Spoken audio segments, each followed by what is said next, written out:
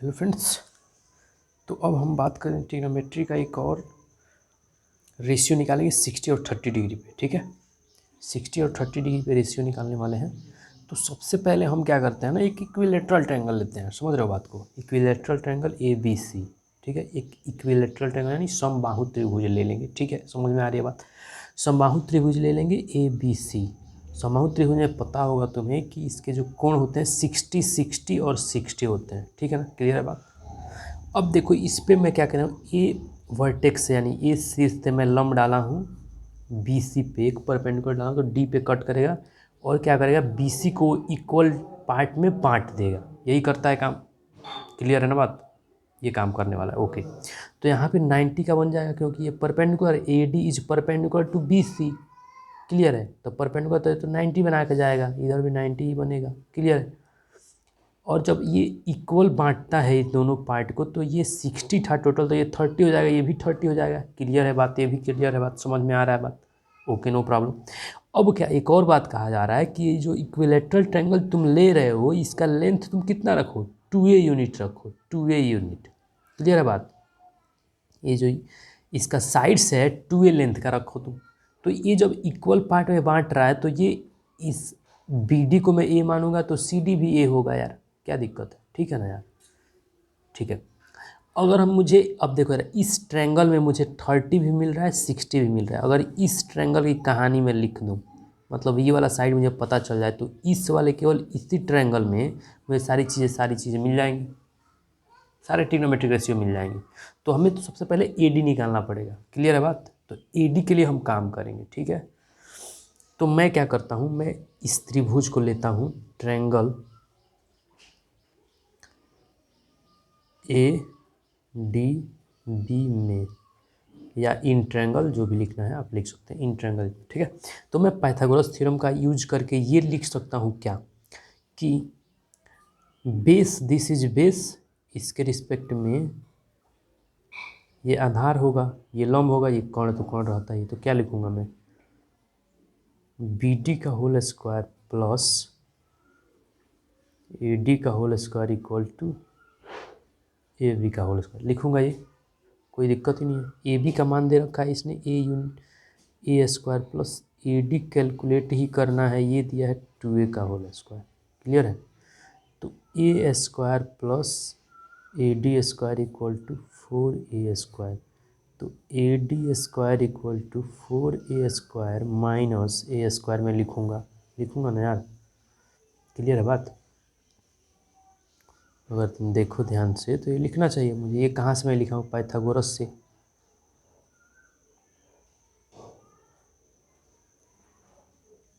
Pythagoras theorem से। ठीक है, तो अगर इसको ध्यान से तुम देखोगे तो मैं क्या पाऊंगा यहाँ पे, 3A स्क्वायर पाऊंगा। तो अगर मैं लिखूँ AD तो इधर जाएगा ये, तो रूट का काम करेगा, यानी 3A स्क्वायर। इसको मैं क्या लिखूँगा, √3A। ये हमारा वैल्यू आ जाए। तो यानी हाइट जो निकला है यहाँ पे, जो हमें √3A मिला है, किसका मान मिला है? AD का मान मिला है। क्लियर है बात? AD का मान। तो दिस AD इज √3A, इसका इतना यूनिट लेंथ है इसका। क्लियर है बात? समझ में आ रहा है ना? 2A यूनिट का लेंथ है सारे भुजाओं का। ठीक है, तो अब ये आसानी से अब लिख पाएंगे। अब मैं इस ट्रायंगल को क्या करता हूँ, यहाँ पे कॉपी कर लेता हूँ एक बार कि क्लियर हो जाए बातें। ठीक है, तो उसको मैं कॉपी करूँगा तो वो ट्रायंगल मेरा इस प्रकार मैं हाथ से ही ड्रा करता हूँ। इतना अच्छा फिगर नहीं बनेगा, फिर भी यार समझ लेना तो। ठीक है, रफ फिगर बना रहा हूँ। ठीक है ना यार? यहाँ पे 90 है, नाम मैं लिख लेता हूँ AD, यहाँ B है। ठीक है, तो ये 60 डिग्री है, ये 30 डिग्री है। क्लियर है बात? इसका जो वैल्यू निकला था √3A है, ये A है और ये 2A है। ठीक है, इतनी कहानी पता है हमें। अब समझ लो तुम कि ADB जो है क्या है, राइट एंगल ट्रायंगल है। ठीक है, ADB is a right angle triangle. अब इससे हमें एक एंगल 60 का है, एक 30 का, हमें 60 और 30 पे ही तो निकालना है यार। क्लियर है बात? ये तो निकाल लेंगे। ठीक है, कर लेते हैं कैलकुलेशन। तो मैं सबसे पहले साइन 60 की बात करता हूँ। साइन 60 का निकालो तो 30 का भी निकाल लेते हैं, ठीक है।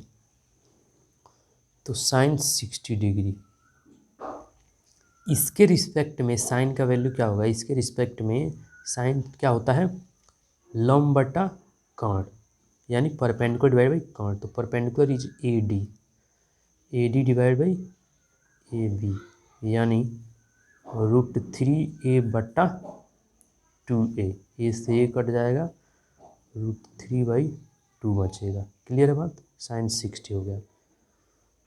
कॉस 60 डिग्री, इसके लिए बेस होता है, यानी B D divide by A B D का मान क्या है जी, ए है, 2a, तो ये कट जाएगा, क्या बच जाएगा ये 1/2।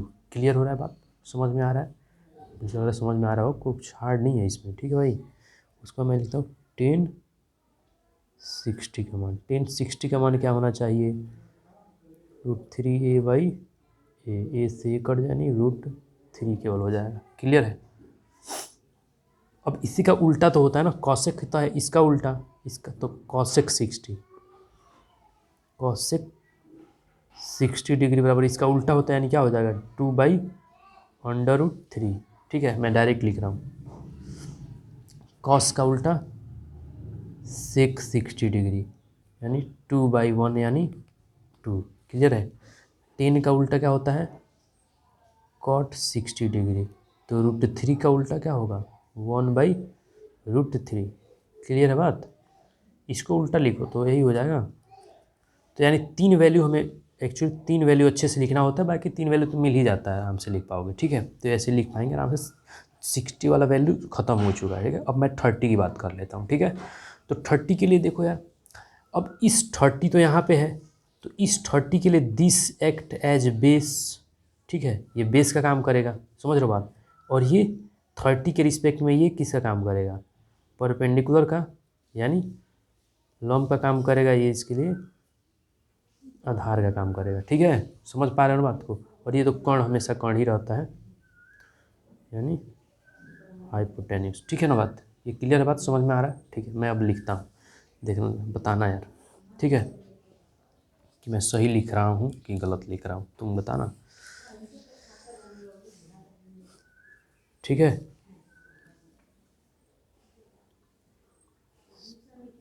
Sign 30 degree.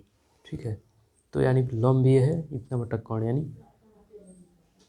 a/2a, यानी ए कट जाएगा तो 1/2 बच जाएगा। समझ रहे हो, क्लियर है बात। साइन 30 हो गया। कॉस 30 डिग्री की बात कर लेते हैं। कॉस 30 के लिए क्या हो जाएगा, आधार बटा कर्ण, यानी √3a/2a, तो ए से ए कट जाएगा, √3/2 बच जाएगा। क्लियर है। और यहाँ पे आ रहा है 1030 डिग्री, तो 1030 डिग्री क्या हो जाएगा भाई, बताओ। a/√3 ये हो जाएगा। समझ पा रहे हो बात कैसे लिख रहा हूँ मैं, a/√3। 30 के लिए तो यही होगा, tan थीटा = लंब बटा आधार। ठीक है, तो ए से ए कट जाएगा, यानी 1/√। ठीक है, चलो ओके, ये समझ में आ रहा है बात। साइन का उल्टा होता है कॉसेक 30 डिग्री, तो इसको जब उल्टा करोगे तो 2/1 यानी 2 हो जाएगा, कॉस का सेक 30 डिग्री, तो इसको उल्टा करोगे 2/√3 हो जाएगा। और 10 का उल्टा होता है कॉट। ठीक है, तो कॉट 30 डिग्री = √3/1 यानी √3 हो जाएगा। तो ये सारा वैल्यू है इसमें। क्लियर है, समझ में आ रहा बात। तो आई होप समझ में आ गई होगी सारी चीज़ें। अगर नहीं समझ में आया तो वीडियो को रोक के देखो ध्यान से, समझ में आ जाएगा। ठीक है, तो मैं फास्ट कवर किया हूँ ये वाला पार्ट, तो ये वाला पार्ट तुम्हें समझना है। ठीक है, ओके, धन्यवाद।